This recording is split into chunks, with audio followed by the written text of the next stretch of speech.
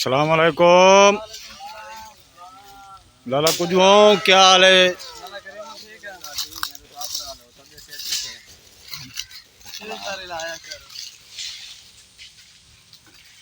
काम करें थे खड़े हो।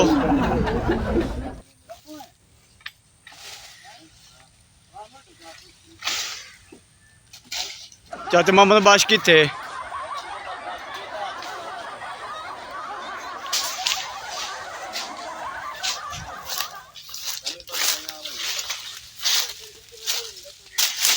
सरदार साहब ठीक उते चढ़े खड़े हो। शौक बने दे पाए हो। बेहतरीन बेहतरीन।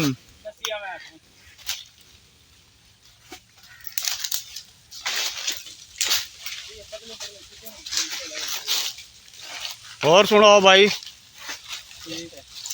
तबीयत सेहत ठीक है।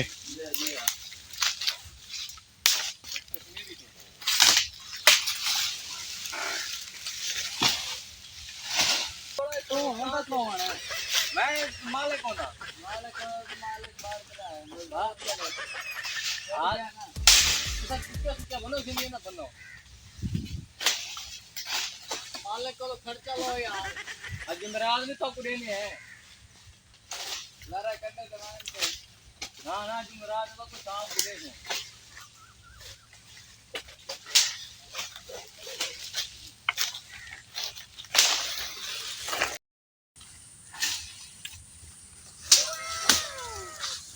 अस्सलाम वालेकुम। वालेकुम सलाम। लगे खड़े हो साईं। आज मेरा आते हिसाब किताब करा लो। हिसाब किताब में जाओ आवो आवो आवो आवो पहले रे महीने की कोई थाई नहीं वे आज थाई आवो छोरो आवो आवो आवो आवो आवो आए आए अपना हिसाब किताब हाँ करा यार लो। हिसाब किताब कर लो बाद में काम करेंगे आन मान गिरा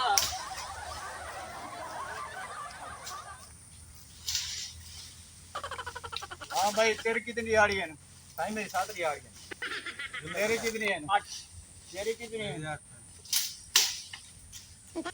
मानो तेरी गाड़ी कितनी है ना। ओ चाचा करीम हुआ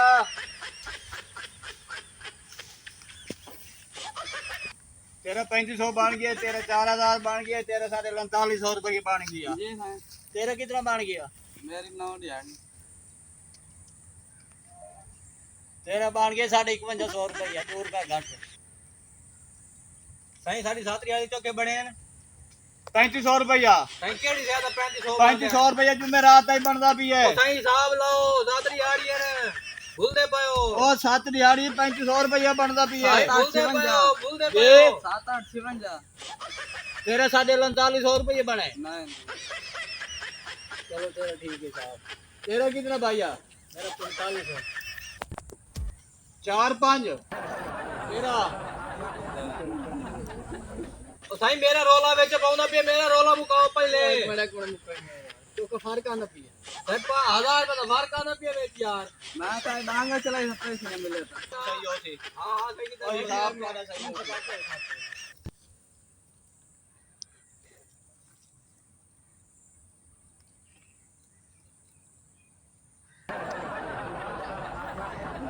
यार एक मिनट तो सही यार हम पैसे इकट्ठे करान दियो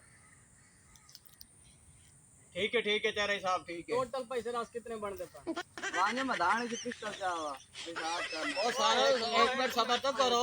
ओ थानो हिसाब करा दे सा। हां हां हिसाब 1 रुपया घट नो से। जी सही पूरा करो बात टोटल हिसाब दे सोचो खबरना पी टोटल 1000 रुपया ते 54 रुपये से बनता भी है। तेरी कार यार 12000 कुछ रुपए बनने अच्छा तो यार 12000 का सॉरी यार मुंशी साने बारे नहीं आंदा उठी भाई तो भाई चलो तो की दुआ है। अब भाई की दुआ है